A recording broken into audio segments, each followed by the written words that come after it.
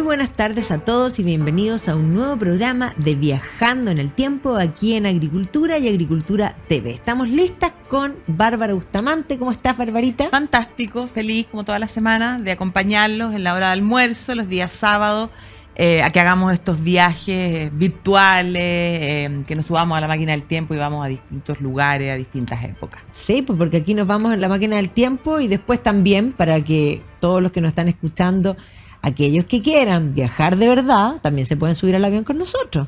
Nosotros Sí. cross-check, reportar en el tiempo y en la realidad. Sí, tenemos más millas que...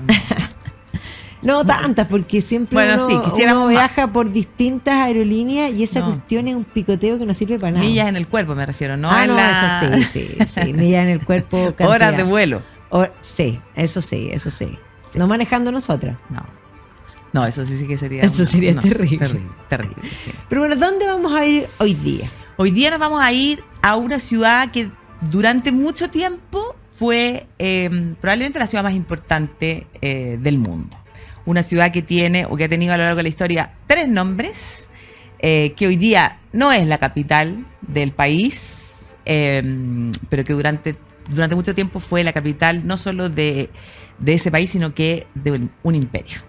O sea, una ciudad tremendamente sofisticada, objeto de deseo. Sí. Tú te refieres a esa que tiene una parte en Europa y una parte en Asia. La única ciudad en el mundo que está en 2 continentes. Exactamente, a esa misma ciudad. A la que hoy llamamos Estambul. A la que hoy llamamos Estambul, pero que se ha llamado Bizancio y que se ha llamado Constantinopla. Mira.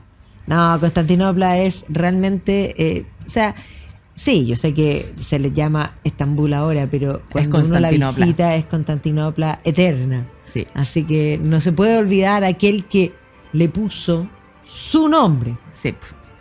El emperador Constantino, que la va a rebautizar y la va a llamar, en el fondo... La polis de Constantino. La polis de Constantino, claro. Esa gente tenía el ego alto. Bueno, como Alejandro Magno, que fundó Alejandrías por todas partes. Por eso, pues, Alejandría, Constantinopla. Pero a mí lo que más me gusta y que me parece impresionante es Cecil Rhodes, que era el constructor de ferrocarriles en África británico, que le va a poner a un país su nombre, Rhodesia. Encuentro que eso es un poema. Hay gente que tiene la autoestima bien alta. Sí, hay unos narcisos así que piensan realmente que hay personas superiores que merecen ser recordados por los siglos, pero que sin duda los recordamos por los siglos. Sí.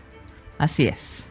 Así que esta es la polis de Constantino, pero que tiene un origen previo. Sí. Tiene un origen en el mundo griego, en el mundo de las polis griegas, las que en la medida en la que van dominando toda la navegación, se atreven a entrar a esa ubicación privilegiada, ya que es donde está el cuerno de oro. Donde está, exactamente, por el Bósforo está ese cuerno de oro.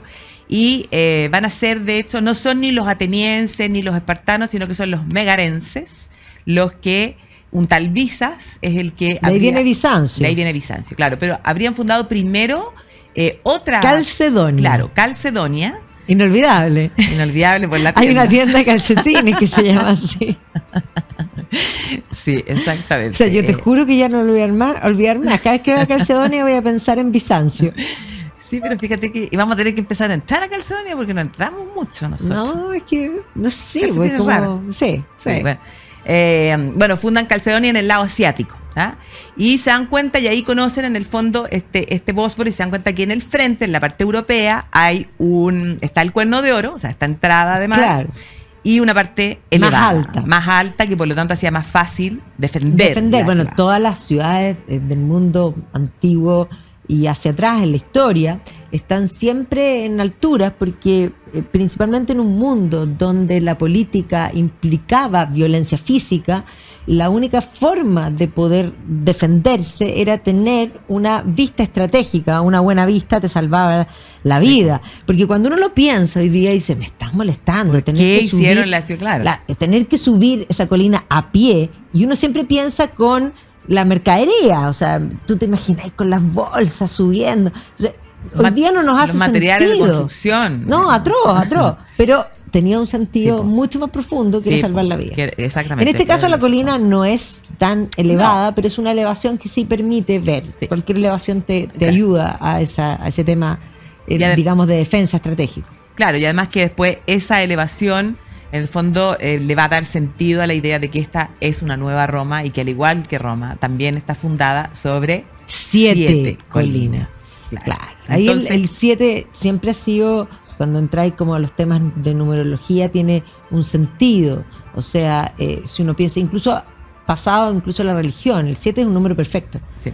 7 sacramentos, 7, o sea, es todo. Mi teléfono parte 777. Sí, bastante mejor que 666. Sería terrible, ¿no? Terrible, sí, por suerte me tocó 777.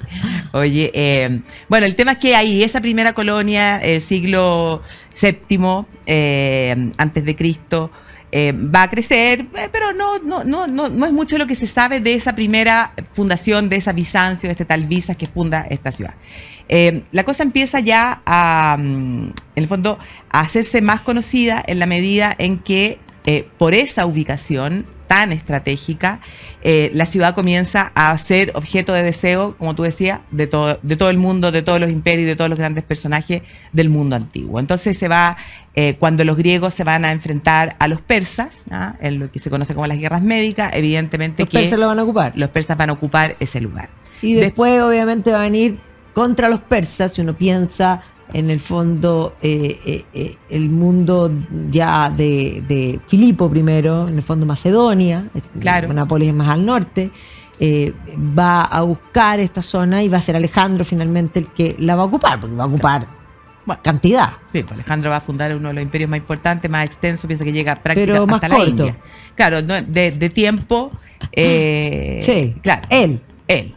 Porque después de su muerte, los generales se dividen, exactamente, pero queda en el fondo bajo este dominio, podríamos decir, de este mundo helenístico, pasa a formar parte en el fondo de ese concepto bastante más amplio cuando uno habla de la Magna Grecia. Va a haber periodos también en el que los atenienses y los espartanos también se van a disputar tener el control de la ciudad de Bizancio, pero las cosas más importantes comienzan a pasar desde el momento en el que ya el Imperio Romano, en el fondo, toma control de todo, finalmente de todo el mar Mediterráneo y también de la ciudad de Bizancio. Entonces va a ser el emperador Vespasiano el que incorpora el territorio al imperio.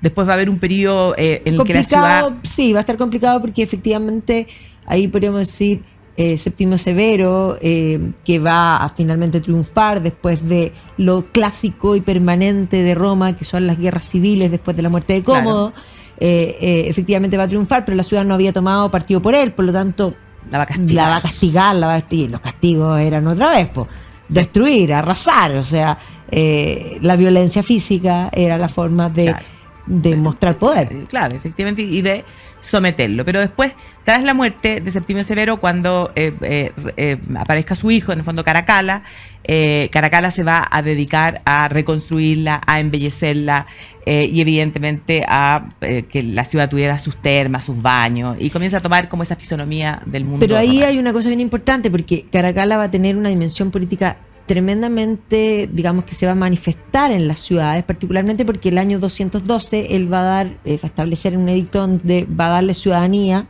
a todos los habitantes del imperio, y son todos ahora igualmente romanos. Claro. Ahora, como son todos igualmente romanos, hay que demostrar que esa igualdad en ciudadanía se manifiesta en las distintas ciudades. Entonces, ya no se ponen todas las cosas y todos los cartuchos en Roma. Hay que meterle cartuchos y hay que meterle infraestructura y hay que meterle edificios públicos a distintos lugares. Y eso obviamente es una parte de la política de un relato. Y eso tenemos que agradecerlo, porque eso es lo que hace que hoy día uno pueda ver vestigios del mundo romano en distintas partes de lo que fue el Imperio Romano. Y las mejores ruinas del mundo romano no están precisamente en Roma, están en otros lugares. Sí. Pero claro, la verdad es que la ciudad sí crece, pero ya el gran cambio viene cuando efectivamente aparece Constantino el Grande. Y Constantino es interesante por varias cosas, no solo por la ciudad de Bizancio, sino que por el hecho de que previo a Constantino estaba la tetrarquía, en el fondo. Que básicamente era una división administrativa de ampliar la burocracia para la administración del imperio. Claro, un imperio demasiado grande, había que, en el fondo, dividirse las tareas, y entonces existían 4 emperadores 2 con la categoría de Augusto, 2 con la categoría de César, divididos en el oriente y en el occidente. Pero bueno, Constantino, tras la muerte de su padre Constancio, en el fondo, y por algunas guerras y enfrentamientos, finalmente, de hecho, pone fin a la tetrarquía y él es el único emperador. Eso por una parte. Y por otro lado, por el hecho de que se va a dar cuenta de que el cristianismo, que ha surgido en el seno del Imperio Romano, es una religión que se ha transformado en algo importante y lo va a ocupar en el fondo de manera política, un cristianismo que va a comenzar a dar más respuestas que la religión tradicional que tenía el mundo romano. Y bueno, religión y política siempre han estado unidos, como dices tú. Sin duda, además tenía que mostrar en el fondo. ¿Sabes? Lo que va a ver es que el cristianismo tiene más futuro, ¿ya? Y por lo tanto, primero va a decidir darles libertad después de haber supuestamente peleado bajo el estandarte, pero posteriormente se va a dar cuenta de que los cristianos pelean entre ellos y va a convocar a un concilio, el primer concilio, el concilio de Nicea, donde los cristianos finalmente se ponen de acuerdo en un tema que era muy complejo y que había generado las primeras herejías.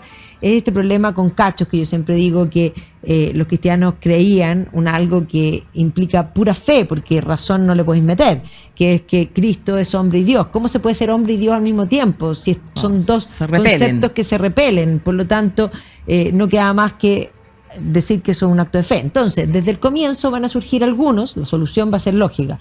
Unos van a decir, no es hombre y Dios, es solo hombre, ¿ya? Y otros van a decir, no, es solo Dios, y eso es lo que llamamos en el fondo adopcionistas y docéticos. Y dentro de estas líneas van a aparecer, si uno piensa, no sé, los arrianos, por ejemplo, ya en fin, son solo hombres, en fin. Los gnósticos son solo Dios. Es como, y esta va a ser la gran pugna dentro del cristianismo. Y el Concilio de Nicea viene a terminar con esa pugna, a establecer un problema aún peor, porque no es en el fondo Cristo, hombre, Dios, sino que está Cristo, Dios, que son uno y no dos, sino que además ahora le vamos a agregar trino, es decir, va a entrar el Espíritu Santo. Y esa es la visión de San Atanasio de Alejandría. O sea que es uno y trino. No era fácil. Tres, o sea, también, uno, esencia implica uno, indivisible. 3 son 3. Ahora, ¿cómo se puede ser 1 y 3 al mismo tiempo? Son también dos círculos cuadrados. Yo siempre digo círculos cuadrados porque es algo impensable. Entonces, cuando yo digo círculos cuadrados, yo sé que la gente hoy día está imaginando un círculo con un cuadrado adentro, o un cuadrado con un círculo adentro, pero eso no son círculos cuadrados, porque los círculos cuadrados son impensables, porque un cuadrado, para ser cuadrado, tiene que tener 4 lados y 4 ángulos iguales. Y un círculo, para ser círculo, no tiene que tener ningún lado y ningún ángulo, y tiene que tener todos los radios equidistantes. Por lo tanto, las esencias se repelen, son impensables. Claro, y entonces, bueno, Constantino se da cuenta de eso, claro, y efectivamente convoca a ese concilio donde se comienza a establecer ya, en el fondo, cuál es el dogma, en el fondo, de fe de esta nueva religión, y previo a eso, él había puesto en práctica un edicto de tolerancia que era el año 311, y en el año 313 él promulga el edicto de Milán, donde ya finalmente los cristianos, en el fondo, dejan de ser perseguidos, y pueden, en el fondo, manejarse libremente dentro del imperio. Y él también hay toda una disputa, toda una discusión respecto de si se convierte, porque se convierte en el lecho de muerte, si se habría convertido por verdadera convicción. Da lo mismo. Da lo mismo, el hecho de que porque, se convirtió. De hecho, el que dice que no lo hizo con convicción miente, porque no sabemos. Si lo dice que lo hizo con convicción también miente, porque eso lo sabe él y Dios. Period. Yo siempre digo que esta es una razón política, y su visión política queda claro que tenía razón. Ahora, como es una visión política, que no solo él terminó con la tetrarquía y concentró el poder en su persona, sino que establece esta nueva religión, esta visión fundante lo lleva a querer hacer todo nuevo, y eso todo nuevo implica cambiar la capital y crear una nueva capital, una nueva Roma, que va a ser su capital, Constantinopla. Exactamente, y entonces él va a refundar en el fondo esta ciudad de Bizancio.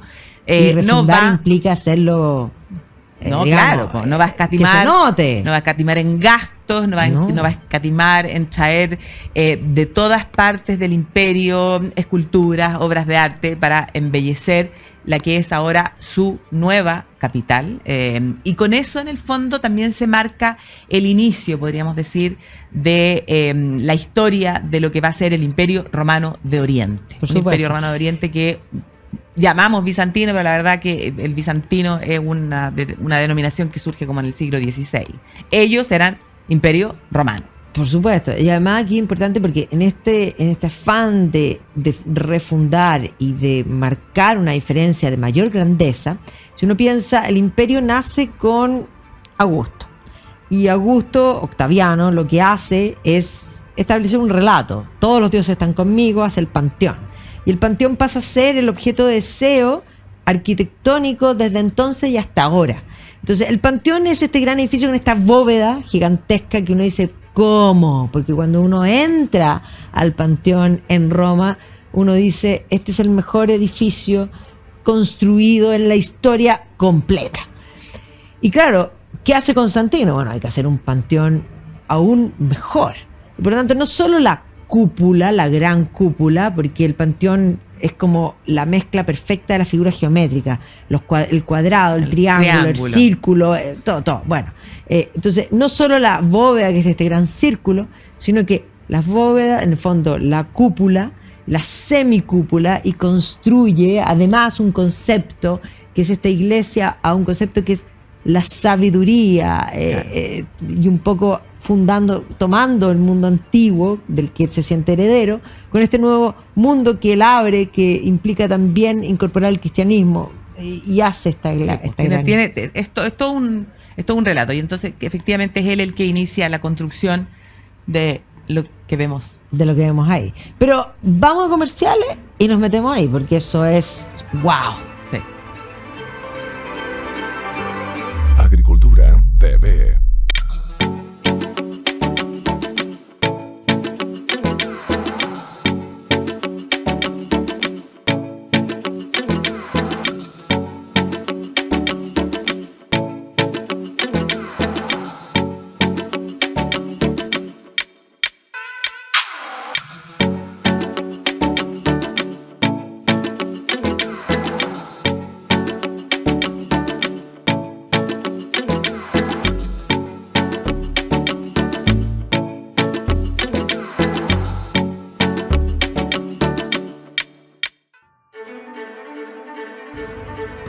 Y estamos de vuelta aquí en Viajando en el Tiempo, y hablando de Santa Sofía, aunque lo que estamos viendo aquí atrás no es Santa Sofía. Porque, no habíamos mirado como de lado. No, porque efectivamente... Intenta copiar a Santa Sofía.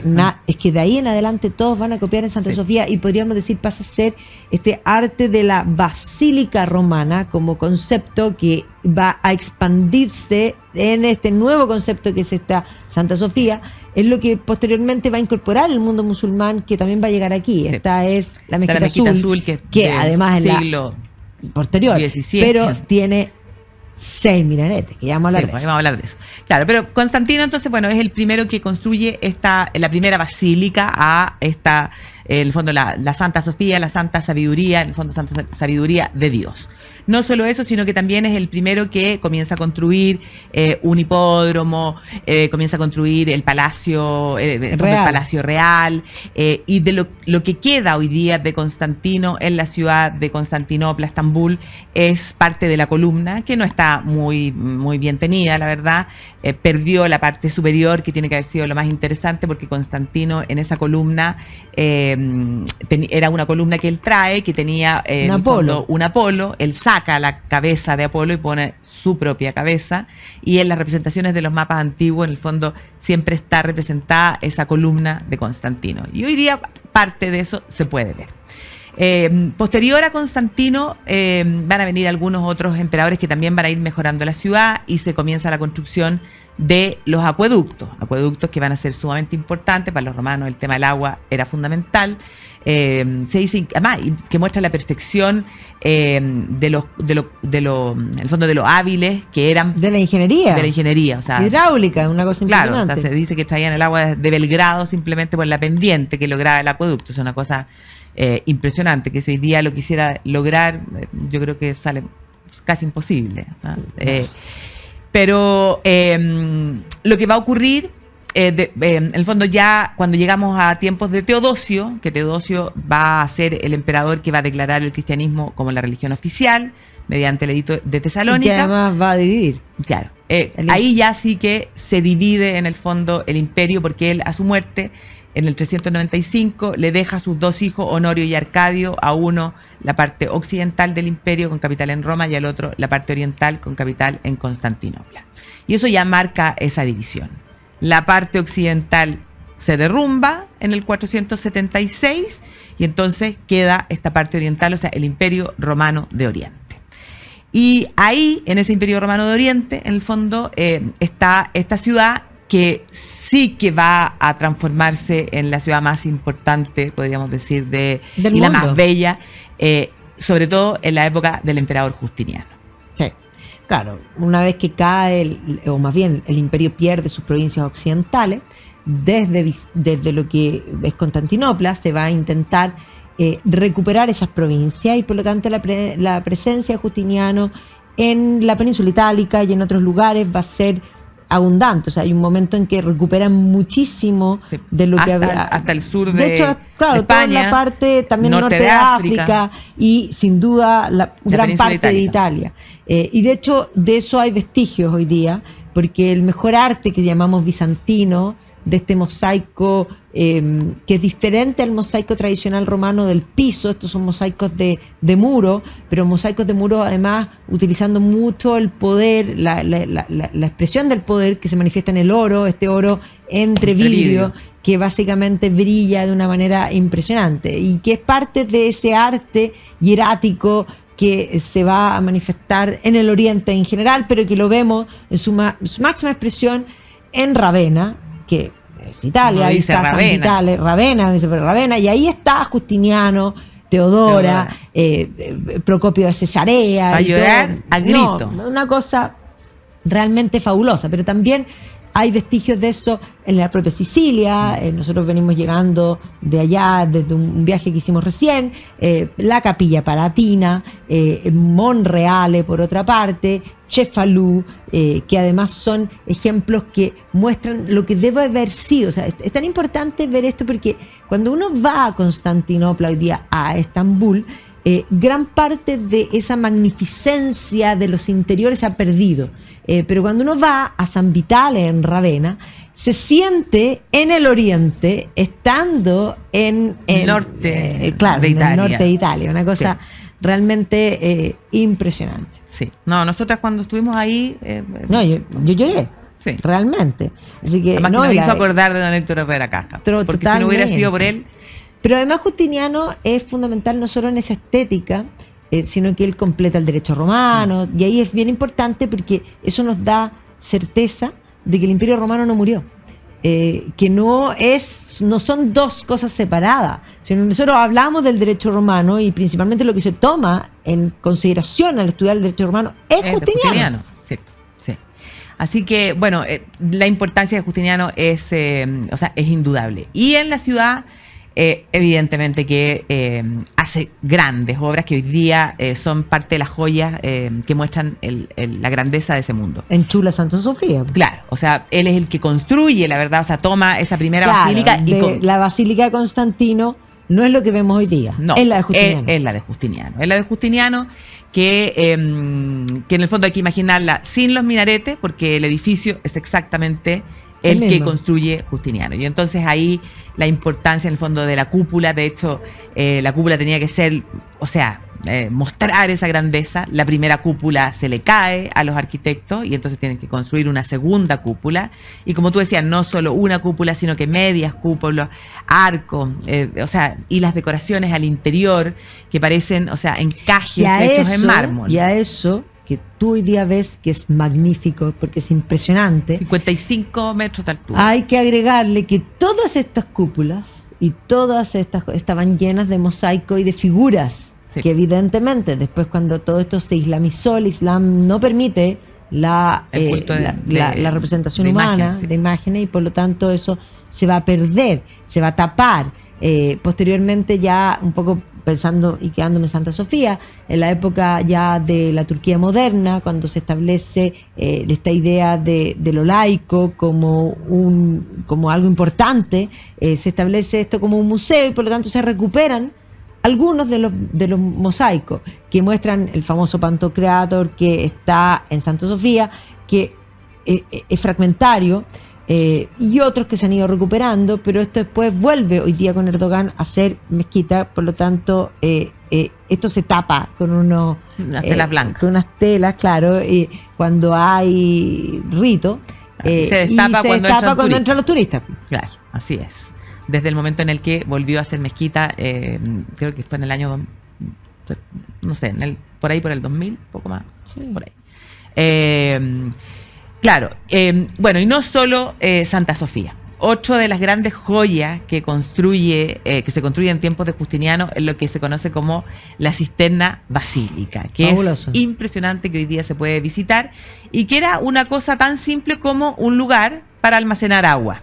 El tanque. Claro. Pero en lindo. Claro, porque bueno, el agua era fundamental, porque siempre pensaban que, bueno, la ciudad tiene sus murallas, que se fueron construyendo en el tiempo, parte de esas murallas también se pueden ver, la ciudad era inexpugnable, pero siempre con el temor de ser atacados y que parte del ataque significara, por ejemplo, derribar los acueductos para dejar a la ciudad sin agua. Bueno, los romanos almacenaban el agua. Y se construyen varias cisternas, pero esta cisterna basílica es realmente, o sea, es un palacio que está bajo tierra. Bajo tierra. Y ahí uno dice, bueno, podrían haber hecho un tranque y punto. No, esto lo hacen lindo, pero además le hacen los pilares. Los pilares no solo tienen un sentido estético, sino que además esto está bajo tierra para que, si tú haces un estanque y lo haces abierto, todo lo del aire de alguna manera entra. Entonces, para que tenga tapa, la única manera de mantener una tapa grande es poniéndole básicamente las columnatas que te permiten sostener algo y que sin que esto colapse. Entonces, tiene un sentido ingenieril, pero además estético, porque las columnas tienen tallados, hay una columna que está llena de ojos, que está mirando, que tiene plumas como de pavo real, pero además las cabezas de medusa, o sea que hay una serie de cosas. Esas cabezas de medusa, algunos las interpretan como que finalmente es Justiniano el que termina por enterrar cualquier tipo de... Claro, no, y paganismo además. Por eso, claro. el mito, porque el mito es la primera interpretación filosófica de la realidad, y que evidentemente tú lo vinculas con los dioses. Y el mito real, como diría el propio Chesterton y posteriormente Tolkien, se completa todo con la eucatástrofe, que es la venida de Cristo y por lo tanto la verdad y la racionalidad ya amplia. Claro. Es un poco esa la idea. Claro. Así que, y parte de eso, bueno, como te decía, se pueden visitar hoy día, y lo más impresionante de visitar hoy día es ver que existen construcciones sobre. Sí. ¿Ya? O sea, por eso dije la columna. Claro, está enterrado esto. Hoy día se calcula que Constantinopla Estambul está 12 metros más alto de lo que era en aquella época, y hoy día hay tiendas que están arriba de esto y que se sigue sosteniendo producto de esas columnas. De la buena construcción, claro. De la buena construcción. Imagínate la cantidad de siglos que eso ha estado ahí sin derrumbarse.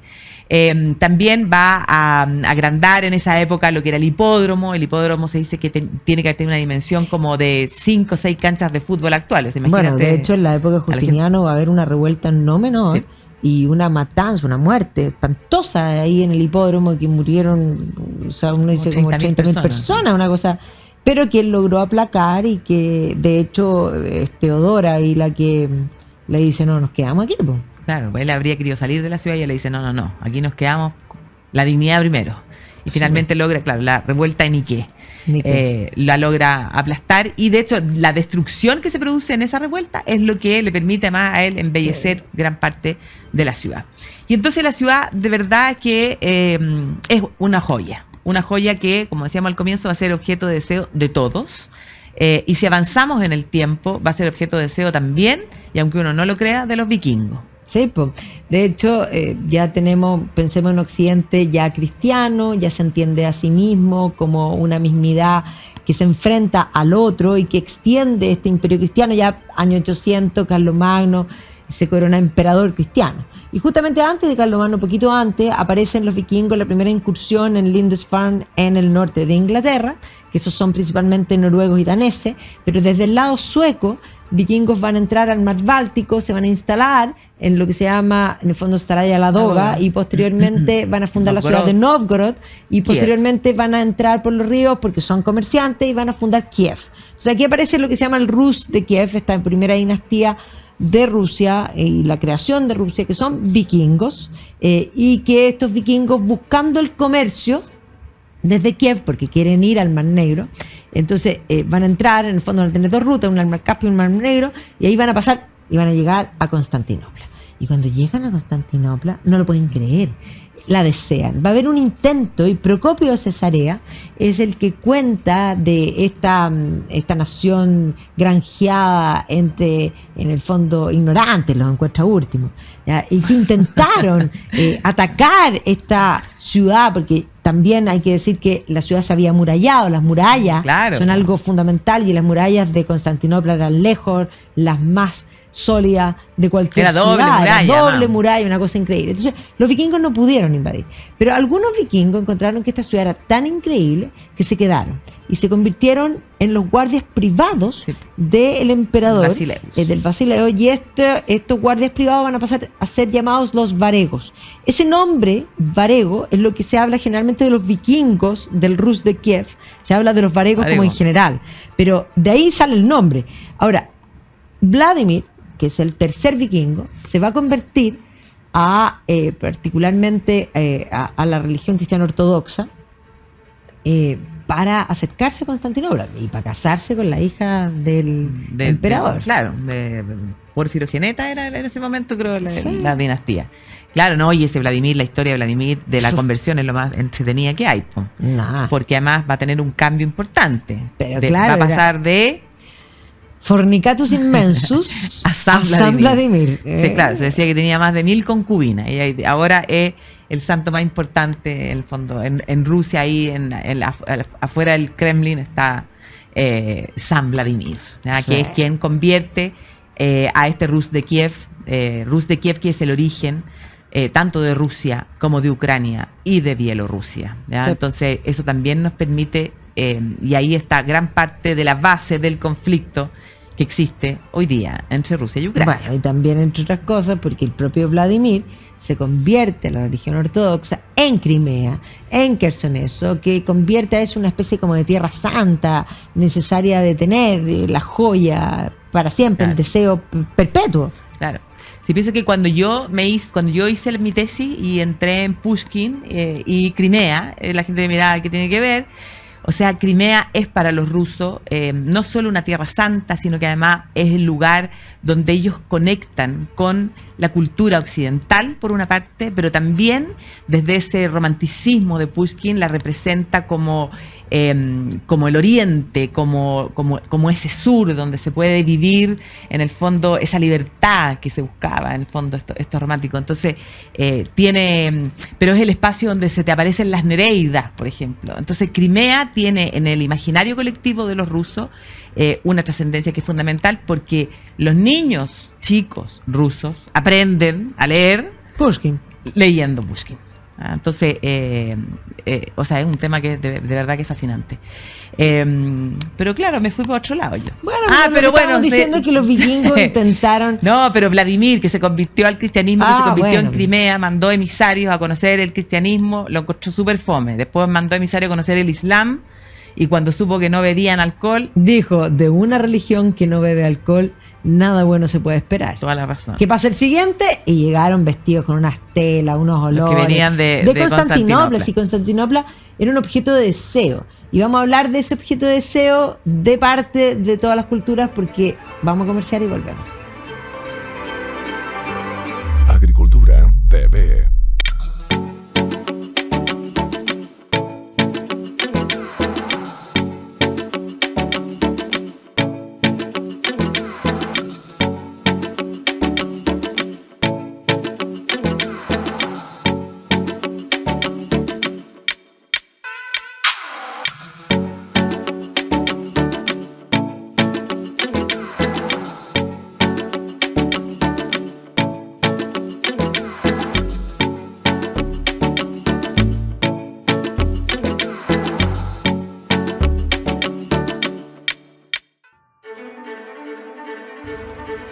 Y estamos de vuelta aquí en Viajando en el Tiempo, hablando de Constantinopla, este objeto de deseo que los vikingos desearon que no pudieron tomar, pero que también los cruzados van a desear. El siglo XI es un siglo conflictivo en el que se produce, el Occidente está ya maduro, y cuando está maduro las culturas generalmente buscan expandirse.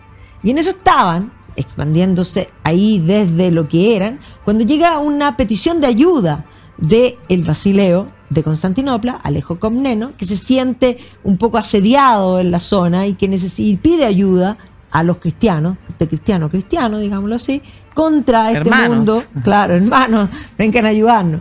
Y bueno, claro, porque había surgido el Islam, un Islam que había crecido rápidamente y que había tomado a más, o sea, el Islam, los santos lugares. O sea. Exactamente, el Islam crece y es la religión de mayor expansión, porque a la muerte de Mahoma en muy pocos años llegan hasta Poitiers, o sea, es decir, son detenidos en Poitiers, o sea, llegan, penetran, digamos, toda la costa africana y por la península ibérica, una cosa realmente abismante.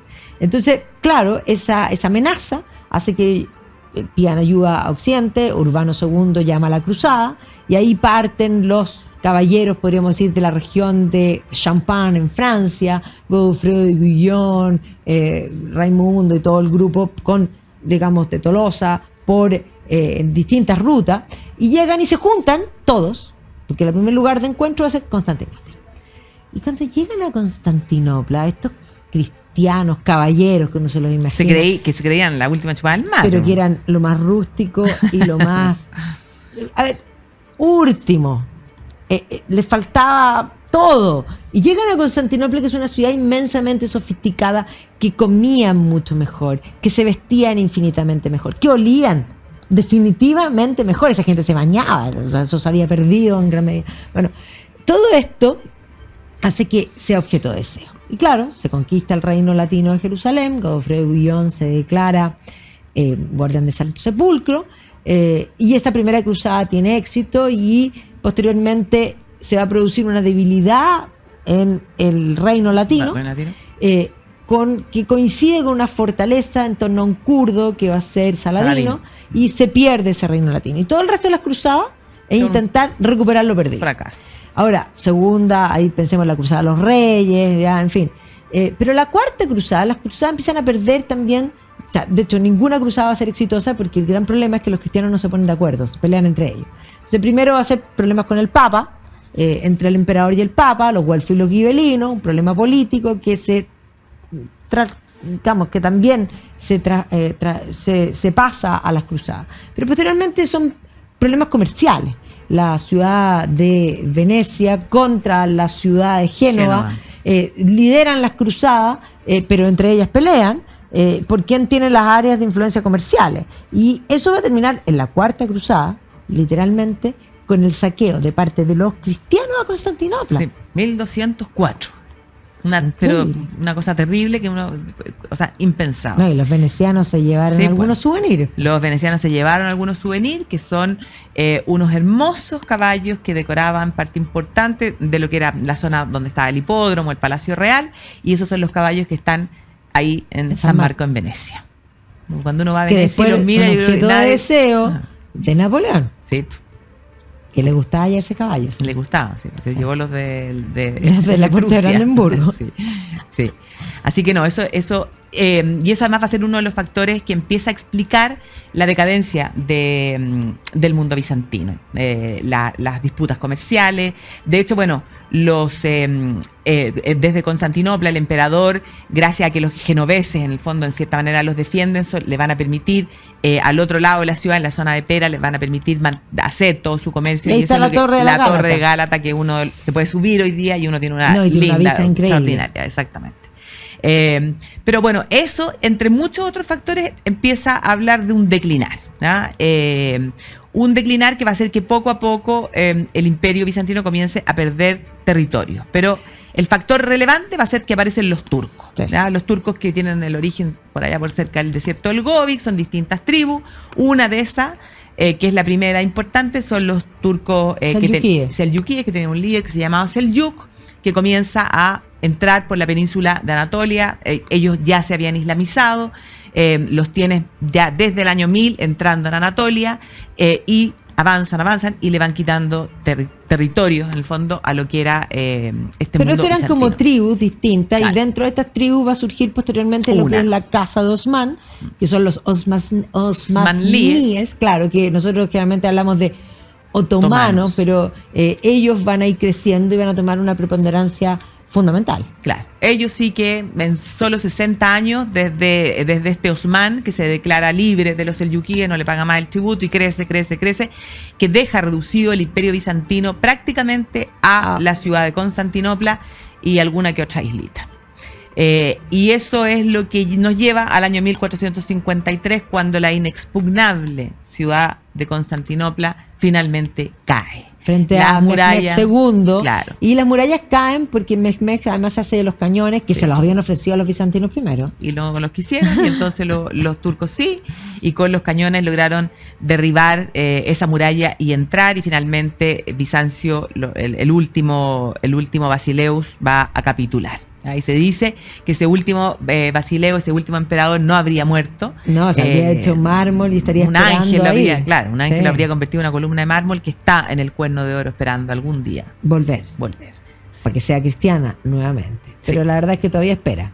Sí, sigue esperando, pero no hay que perder la fe. En una vez algún día Bueno, pero aparece. en todo caso los turcos van a Mehmed entrar. entra en Santa Sofía. Imagínate lo que habrá sido eso.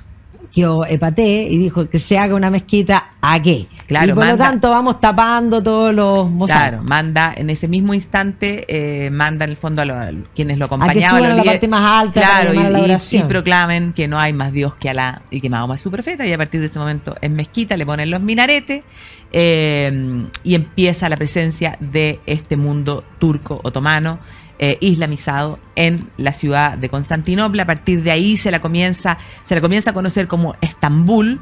Estambul significa simplemente a la ciudad, o sea, ir a la ciudad, ¿verdad? Pero no se va a llamar oficialmente Estambul, sino que hasta más o menos ya la época que... De hecho, es la época que mal Atatürk. claro, que oficialmente se le da el nombre. Sigue siendo Constantinopla. Bueno, y ahí podríamos decir en la época turca podemos llegar al máximo esplendor, que es Solimán el Magnífico, siglo XVI, ese siglo de grandes reyes en Occidente, y Solimán se va a convertir en una gran amenaza para Occidente, que va a llegar a, digamos, a Viena en varias ocasiones, que se va a enfrentar, que de hecho van a ocupar los turcos toda la zona de Hungría. Luis II de Hungría va a morir, que era el cuñado de Carlos V. Se va a enfrentar a Carlos V, se va a aliar con Francisco I. No, sí, una locura. Sí. Un tema no menor, admirado por Occidente, al punto de llamarlo el Magnífico, cuando los turcos lo llamaban el Canuni. Qué bueno fue ese siglo que hicimos en 1520. Ese siglo fue que lo muy vimos bueno. así. Sí. Claro, y bueno, Solimán deja su huella. Solimán va a contratar un arquitecto que se dice que es como el Miguel Ángel del mundo turco otomano, que es Minar Sinan, que construye, o sea, como 457 mezquitas, 150 madrazas, o sea, una locura. Todo. Pero dentro de esa, No, la más además impactante... Sinan, claro, va a tener muchos discípulos. Entonces, Sinan construye lo que es la, digamos... Suleimanille, que es Suleimanille. la mezquita de Soleimán, que es impresionantemente grande, que no es solo mezquita, es escuela, es hospital. Es casi palacio, porque es están casi palacio. arreglando el Topkapi, Claro. que también se construye a la usanza de las cúpulas. O sea, toman Claro. esa estructura Sí, pues, de que era veras. de Roma para las construcciones Y otomanas. eso ya se marca desde Topkapi, que empieza a construirse con el mismo Mehmed, y que es el palacio real de estos turcos otomanos. De las puertas de Topkapi es que viene ese concepto de llamar al Imperio Otomano la sublime puerta. Exactamente. Y, No, y de hecho de los discípulos De Sinan. de Sinan, estaría el que hizo hasta el Taj Mahal en la India, sí. Y Sinan va a fortalecer en el fondo los cimientos de Santa Sofía para hacer que no fuera a ocurrirle nada, y yo creo que en gran medida está en pie por la construcción del mundo romano, pero Sinan hizo también lo suyo, era un gran arquitecto. Pero bueno, tras Soleimán, la verdad es que comienza tenemos programas, Soleimán, lo pueden ver, hay No, mucho de hecho, problema con una mujer ahí. Tú mencionaste el tema del ciclo 1520, para todos los que les interesa este tema. Nosotros en la Red Cultural, en la página que es red-almediocultural.cl, hicimos un ciclo que se llama 1520, y en ese ciclo está la charla individual de cada uno de los personajes de esa época, que de alguna manera te permiten ver esta forma holística del 360. Es un ciclo súper interesante, y ahí está toda la historia de Solimán con Hurrem Haseki. Sí. Hurrem, la que trae alegría. Pero parece que le trajo perdición. Le trajo la perdición, sí, le trajo la perdición porque Solimán, cuando muere, ya no era tan querido, y se inicia la decadencia. Si a él se lo conoce como el magnífico, al hijo se lo va a conocer como el borracho, así que no anduvo muy bien la cosa. Y ahí, bueno, no es la máxima expansión territorial del imperio, pero empiezan los problemas, los asesinatos entre los herederos. Y el tema es que cuando ya llegamos, en el fondo, hasta el siglo XIX, este imperio otomano, que viene en esta decadencia que ha durado mucho tiempo, comienza a ser conocido como el enfermo de Europa. Por supuesto, pero justo antes de que sea conocido así, en el medio de la decadencia se construye esta mezquita, que es la Mezquita Azul, que se intenta hacer con gran magnificencia para demostrar que no están en decadencia, siendo que están. O sea, han perdido esta por eso le iba a meter 6 minaretes. Y esto era como visto como, pero ¿cómo voy a ponerle 6 minaretes si la Meca tiene 6 minaretes? Entonces, claro, entonces le pone uno mal de la Meca para dejar, esta tiene 6, la otra tiene 7. Claro, creo que hoy día en Estambul son 5 las mezquitas que tienen 6 minaretes. Porque bueno, está llena de mezquita. Sí. Pero la Mezquita Azul es otro de los grandes atractivos. Por supuesto. Es también un discípulo de Sinan, copia Santa Sofía, todo. Pero no es tan, por dentro no es tan... No, por dentro, o sea, por fuera es bien imponente y se ve muy bien, además que combina porque está al lado de Santa Sofía y por lo tanto es como si fuese un conjunto, ¿ya? Está arriba de lo que había sido parte del hipódromo, o sea, sobre la ciudad, y por eso vamos subiendo de metros, porque lo que hace es que cuando derriban cosas, lo tapan, digamos, y construyen encima. Por eso no es que la ciudad se tape de polvo porque pasó el tiempo. Claro, van construyendo encima. Así que claro, ya tenemos, como te decía, siglo XIX, el enfermo de Europa, intentan hacer reformas que la verdad finalmente no van a funcionar, pero también como para mostrar que no están en decadencia, y también porque muchas de esas reformas tienen que ver con mirar al mundo occidental, con tratar de copiar lo que estaba ocurriendo en el occidente. Abdumecil II va a decidir un palacio que es una cosa... Que está al otro lado. De hecho, cuando uno va a la Torre Gálata... Tamaya de la Gálata. Claro, ahí uno ve estos palacios de estilo barroco. Es una cosa... y recargadísimo, y con todos los cristales de Bohemia. Bueno, con una... otra vez, todo aquel que no tiene, digamos, real poder, quiere mostrar poder, y eso se explicita particularmente en sobre recargar, de ponerle mucho dorado, aquí mucho cristal de Bohemia, como diciendo. Claro, pero se piensa que hasta la escalera los balaustros son de cristal de Bohemia, una cosa, pero... Claro, y ahí hay una anécdota entretenida porque tienen una lámpara así de cristal también, que es pero extraordinariamente gigantesca. Y entonces el cuento es que el sultán decía que había sido un regalo de la reina Victoria. Y después se descubrieron en el fondo los documentos, así como la boleta, y queda clarísimo que el sultán la había comprado, así que no había sido nada un regalo de la reina Victoria. Estando en decadencia, se construye todo esto.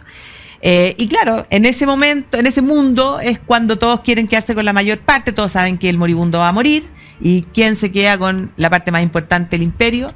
Y eso es lo que finalmente, va a desatarse en la Primera Guerra Mundial.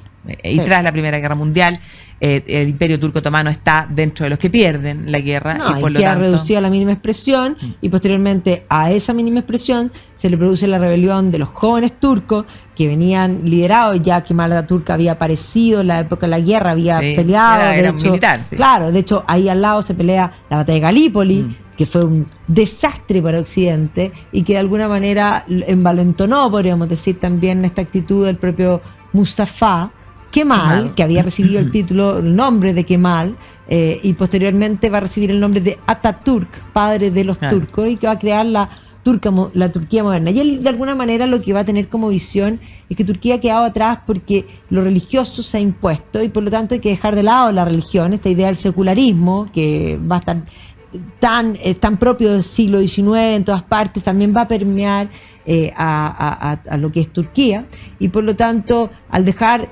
digamos la religión, eso hace que cuando se establece la república finalmente, porque él se impone, a pesar de que se pelea, las potencias van a ir a ayudar al imperio, pero claro, pierden igual. Por eso él después va a tomar a Santa Sofía y la va a convertir en un museo, desacralizarla. Y además va a decidir cambiar la capital. O sea, ya la ciudad de Estambul, que va a pasar ahora a llamarse oficialmente Estambul, deja de ser la capital y él traslada la capital de Turquía, de la República de Turquía, ahora a la ciudad de Ankara, que está en el fondo más central en lo que es la península de Anatolia. Ahora, Ataturk va a ser bien visto para los turcos, como padre de los turcos, pero así como va a tener luces, va a tener unas sombras impresionantes, sí, porque va a arremeter con una furia más allá de lo cuerdo al mundo armenio y a varios más, o sea, genocidios realmente impresionantes. Sí. Se dice, uno de los consejos que cuando uno va a Turquía hoy día, se dice que es mejor no referirse a la figura de Ataturk, porque te puedes encontrar con gente que lo idolatra y con gente que lo odia. Así que para no tener problemas, es mejor ni mencionar. Bueno, pero ahí, de alguna forma, Estambul, que ya no es capital, va a seguir creciendo, y hoy día uno ve esta ciudad que tiene cosas muy modernas, cosas que vinieron después bastante feas, hay que decirlo, que combinan con estas joyas magníficas, pero es una ciudad hiperpoblada, que además tiene cosas súper interesantes como entretenido, el bazar, nada mejor, y el de las especies. El bazar de las especies, sí. Es una cosa incomparable, pero... No, porque tiene precio de turista. Pero hay que ir y bueno, en el bazar de cosas donde venden además relojes, carteras y cosas. Y copia. Que ojo, lo que pasa es que muchas fábricas le encargan a los turcos hacer, y ellos en el fondo fabrican, da lo mismo, para Chanel, tantas cuestiones, y fabrican más. Entonces, en parte son copias, porque no tienen las licencias, pero son las mismas. Es una cosa realmente impresionante. O sea, ahora, ahí el derecho de autor te lo encargo. O sea, una cosa no... Chanel, no Christian Dior. Sí, todo. Eso es lo que permite a uno tener Chanel y Christian Dior. De otra manera imposible. Esas son las que venden en todas partes, de hecho. Pero ahí está todo concentrado. Así. Pero bueno, estuvo entretenido nuestro viaje a Constantinopla, llamémosla así porque es el nombre para que nosotros merece. Es Constantinopla. Sí. Siempre va a ser Constantinopla.